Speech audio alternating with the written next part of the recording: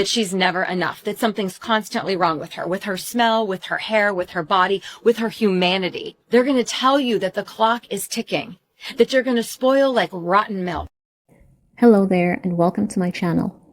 Are there days when you find yourself wondering, what is the value of a woman and who gets to decide her value?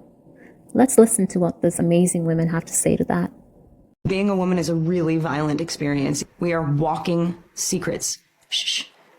We want to see you, we don't want to hear you. Don't tell us how you feel, makes us uncomfortable. We're like harboring a lot of violence all of the time. Even in the imagery that we consume, it's like, even if you haven't bounced off of somebody who has violated you in a specific way, we are incredibly violated constantly. Having a female body is an overtly political act if you can get out of bed in the morning and not hate yourself. It is, it's hard. I assume it's common knowledge that women's bodies are a huge part of global politics, specifically reproductive rights and self-image, which ultimately dictates the way both society and we as women perceive ourselves. In essence, we as women are value rated on a global stage. I think I'm working to unlearn the belief that I am not enough, that I am less important and less deserving. I understood that there was something sacred about sacrificing my own need or desire or truth even to make space for someone else's journey.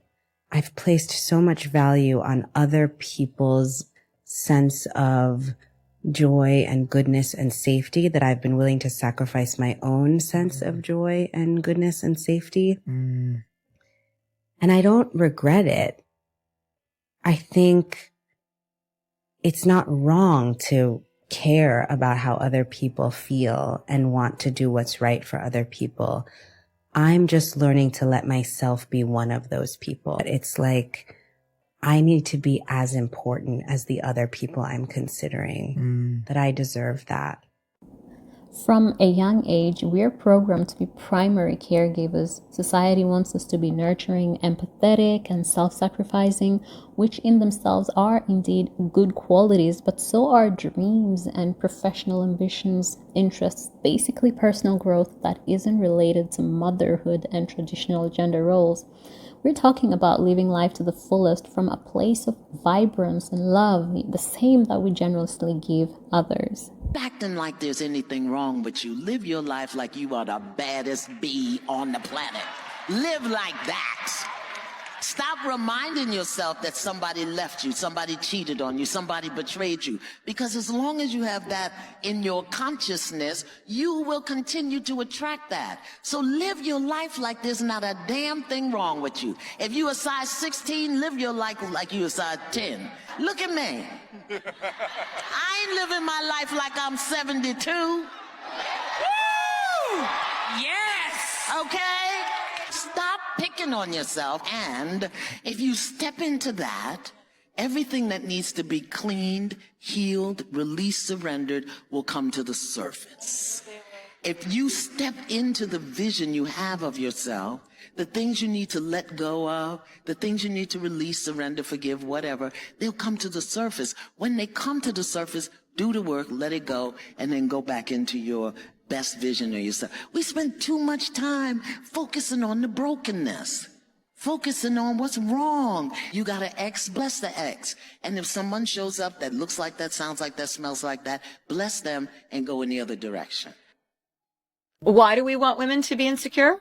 It's very simple. Have you seen a woman who knows her worth? She is very inconvenient. She has high standards. She doesn't buy things to fix herself, and she won't let you project your traumas onto her because she doesn't fear being alone. It's a lot of work to keep up with a woman like that if you haven't healed. And since society is still operating from a very low standard, we prefer women to be functions, not humans. We want them to be insecure. Look at the shelves of any store, and you will see products continually teaching women that she's never enough, that something's constantly wrong with her smell, with her hair, with her body, with her humanity. They're going to tell you that the clock is ticking, that you're going to spoil like rotten milk. Most of girls start hearing things like this before they're even 8 years old. And a woman who's had enough of it will be always winning the emotional battles. She will be fiercely protecting herself from all of this nonsense. And thank God women are waking up and stepping into their strength, because nothing will ever change for our daughters or the next generation if we don't leave our insecurities behind.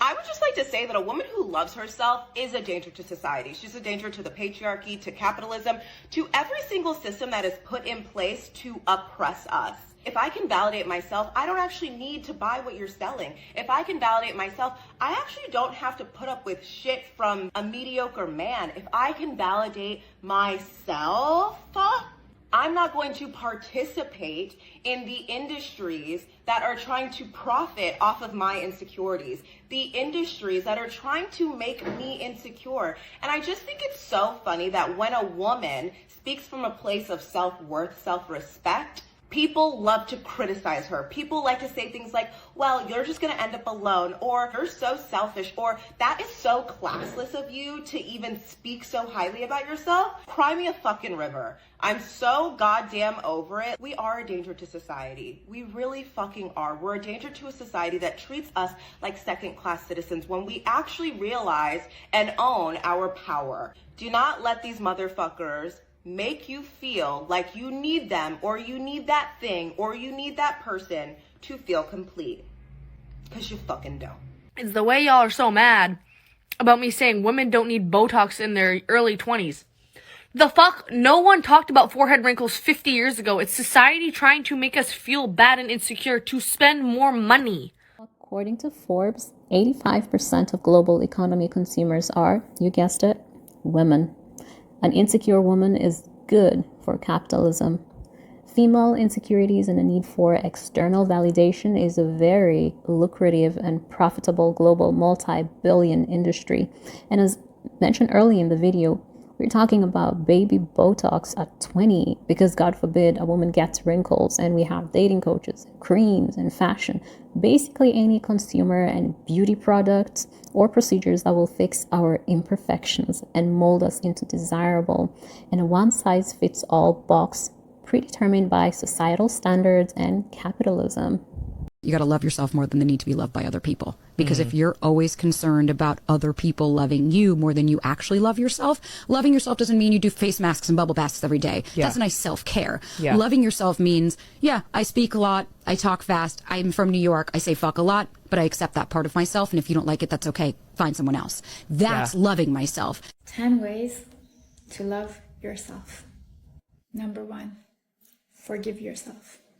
Number 2, accept yourself for who you are. Number 3, quit trying to prove yourself. Number 4, respect yourself. Number 5, be proud of what you do and who you are. Number 6, realize it's okay to make mistakes. 7, learn to hold yourself. 8, don't worry about what others think. 9, be honest with yourself. And 10, be a person that you would actually want to date. This is how you love yourself. For a very long time, I was searching for a real love, but I didn't know that real love was me. I was looking for me all my life.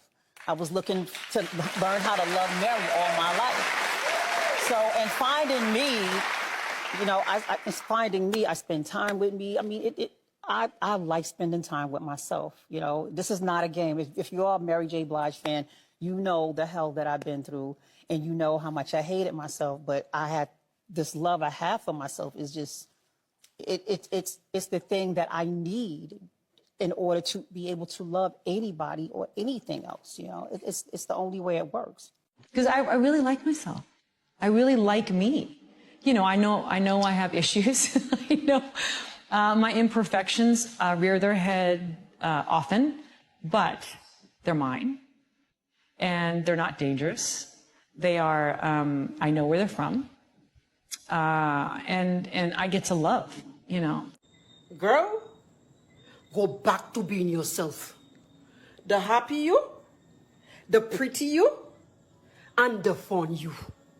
one of the biggest mistakes women make is make their lives about get a guy, get a house, get married, and have kids. Because once you make your life that narrow, you have to compromise and compromise and compromise until all of a sudden you have no options. You have nowhere to go. You can't move. You can't shift. You can't go to the side. You don't have any independence and any power. Independence is not a bad thing. It's a wonderful thing. And you ought to have a bigger life, a life that involves passions and interests and opportunities and things that excite you that are unrelated to whether or not you got this guy or not. Does a couple of things for you. Number one, it gives you leverage in a relationship because you're not defined solely by that relationship. It is a big part of you. It is a good part of you, but you can survive without it.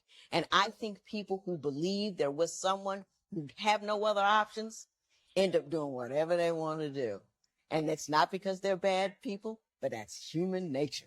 She can't go nowhere, so I can do what I want.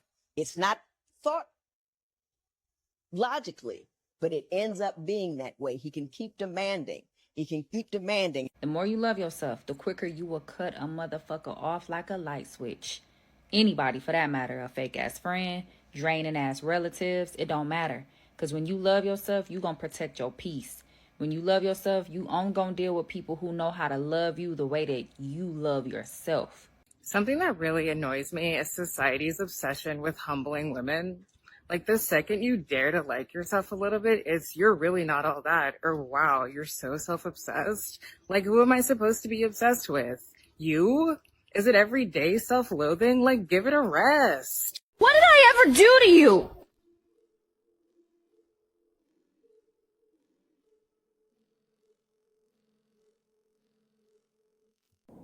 A woman that knows her worth and stands her ground is often labeled unaccommodating, masculine, and difficult.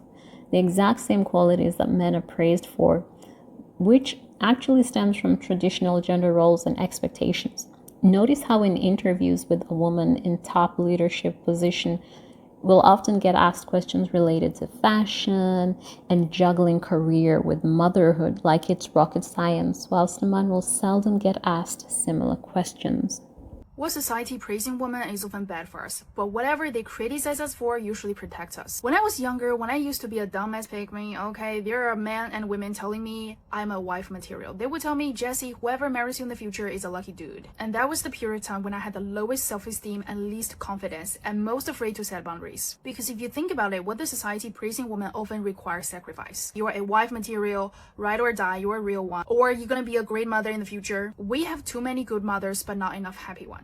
All those backhanded compliments requires you to sacrifice more, tolerate more, take on the emotional labor when they can't, and stay even if it's bad for you. They are not praising you, they are praising what you can do for them. But on the other hand, what they condemning women is often good for us. You're a gold digger, you're selfish, your standards are too high, no one's gonna pick you, you're a crazy cat lady gonna die alone. I don't know a single woman who embodies those qualities living a miserable life. Because those things to me describes a woman with high standards, is not easy to be manipulated, who protects her time, energy, and peace. And tell me, how is that a bad thing? So here's my simple rule: if there are a lot of men criticizing you, you are probably doing something right. But if they're all agreeing you in the comment section saying, oh, we need to protect this one at all costs, it means I'm doing something wrong. And I've definitely betrayed womanhood. It's kind of wild that so many common phrases used to shame women actually just indicate the failures of men. So if you think about it, daddy issues is made to feel like the girl can't even keep her father around when really it's that he abandoned her or mistreated her. A single mom, a man left his partner and all of the responsibilities of their child, but she stuck around, handles it all by herself, and yet is shamed for it. A psycho ex, a woman reacting to being mistreated, is made out to be irrational. A trophy wife, somebody who is objectified and only valued by her looks, when really it says more about the guy who chose her because of that. Or bad taste in men. A woman is criticized for choosing partners that harm or fail her when really the fault lies in the behavior of the person doing it. I'm finally starting to understand why I am so insecure and I don't love myself. It's because no one showed me that I was lovable when I was younger. I feel like if you have critical parents who are maybe working a lot, they don't have time to sit with you, they don't, show you love in an obvious way as a kid, you automatically, and you have no choice in this, you automatically assume that I'm not good enough. If the people around me don't show me love, it means that I'm not good enough, and that gets imprinted in you, and it stays that way into adulthood. And it's just, I've been blaming myself my entire life for being insecure. I hate it. I wish I had more confidence. And I never really understood where that came from, and now I do. And you know what else I heard that really kind of put this into perspective? You can't blame a plant for not growing in concrete. And so that's why I'm healing. That's why I'm working on learning respect and love for myself. And yeah, obviously it would have been much easier if that was mirrored to me when I was younger, so I don't have to do all this work now that I'm like older, but it is what it is. The only thing I can do now is just work on it, and I'm working on it. There are entire industries now, both big and small, that are set up and designed to reinforce the idea that you are inadequate, that you are undesirable, that there's something wrong with you. They want to exploit the normal human insecurities and doubt that you might have about yourself that might be related to your marital status, the fact that you are single. Anybody who gets married these days then feels, some of them, they've only just got engaged, because if you've seen that video hanging around of the woman who has just gotten engaged and she's kind of reciting all the things she did to get that proposal, which apparently are contrary to the advice of other women, right? She cooked, she cleaned, she basically provided labor before the proposal in order to get the ring. And you can see all the comments underneath of women cheering her on. My point is this: you have to realize that there's an entire matrix, micro and macro, that needs you to believe there's something wrong with you, that needs you to believe that you've got it wrong, that you might not be thinking wisely, you're not thinking about the long term. That maybe dropping or dropping your dignity, not requiring respect, not fully living your life, not knowing what your power is. Maybe doing that is worth it. I'm really conscious of the information, the content that I share. And truthfully, because I've been single my entire life, it's pretty easy for me to do because I've always been this woman. Even when I was a part of a religion whereby marriage is the standard, in terms of the standard goal for women, I didn't want that. And I saw the wood from the trees for me personally. I wasn't prepared to give up my creative expression, my opinions, my options, my self-respect, my dignity. And I always get people underneath my comments saying, yes, but not all everyday men.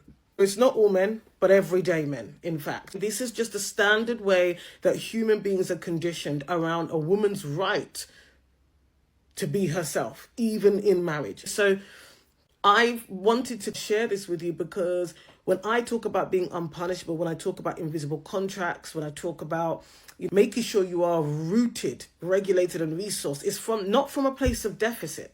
It's not because I think there's anything wrong with single women or even myself. It's because I'm saying you can have what you want. You can be fully realized. You can be vibrant, peaceful, joyful, whether you are single by choice or circumstance, doesn't matter. So you have to be aware of a lot of these coaches, especially those dating and relationship ones. I see so many wealth dating coaches, for example, on this app. They don't have the same for men. Yes, there are a few men who sell coaching for men, but come on. There's a reason why a lot of these single conferences are full of women. There's a reason why even those kind of SMECs, workshops and classes, full to the brim with women. Not men. Not men. There is nothing wrong with you. You have to understand that the economy these days is built upon women spending money to be desirable, spending money to be chosen by a man, spending money after they procreate with a man.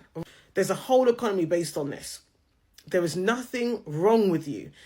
When I talk about being unpunishable, it's because there's everything right with you as a human being. Now, if you're interested... At the end of the day, knowing yourself and your worth is necessary, irrespective of whether you're male or female. And for me personally, it is similar to an adventurous expedition. You're spending a lot of time alone, quality time alone. You're healing from past traumas and mistakes, but simultaneously familiarizing with your own unique preferences, learning to set boundaries and discernment. If you enjoyed this video, please feel free to subscribe, like, and share. And I look forward to seeing you in the next video, and drop your comments. Thank you. Ta-ta.